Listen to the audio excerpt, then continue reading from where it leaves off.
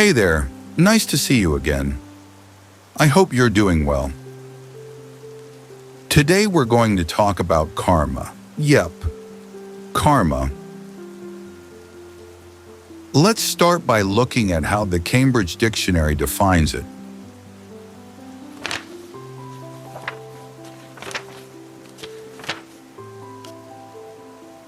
It says karma is a situation in which things happen to someone as a result of their previous actions or the force that makes this happen. I mostly agree with that definition, but I'd add my own twist. In my opinion, karma is not always logical, but sometimes happens in inexplicable ways. The force behind it can be pretty mysterious. The force either punishes or rewards us based on what we've done, good or bad. It is often seen as a universal law of cause and effect, where good actions lead to positive outcomes and bad ones lead to negative results. First, let me give you some examples about logical consequences. Imagine you check the weather forecast before going out, and it says it's going to rain in the afternoon. But you're feeling lazy and you think, hey, the forecast might be wrong. You decide not to bring an umbrella, and then of course you get soaked later in the day. Or maybe you try to crack a joke at someone's expense, but it goes wrong and ends up hurting either you or your friend, physically or emotionally. These are situations where the consequences are pretty clear and predictable. Now, I don't know if you believe in karma, but after reflecting on it, I'm starting to think that it's real.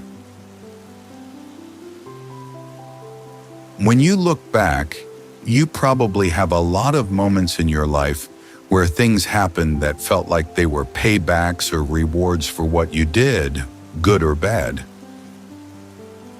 Even if they were unexpected, illogical, or mysterious. I don't remember exactly how many times karma has hit me, but I'm going to share a few stories with you.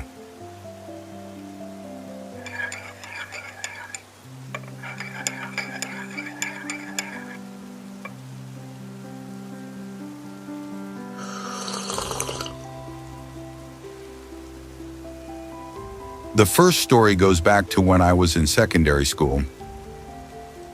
I bought an MP3 player for about $10. After a month, the battery stopped working properly.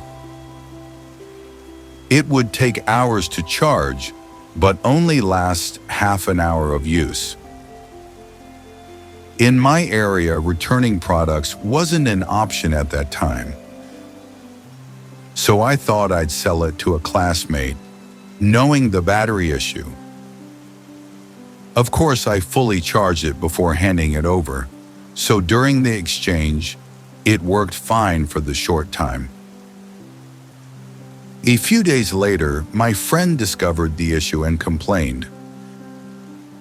I denied responsibility, saying it worked fine when I sold it.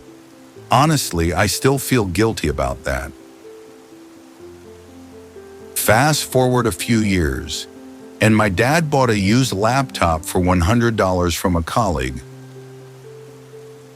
Guess what? It had the same battery issue as the MP3 player I sold. The thing is, this laptop was 10 times more expensive than the MP3 player. At the time, I didn't connect the two situations. But just a couple of years ago, it hit me how identical the two situations were.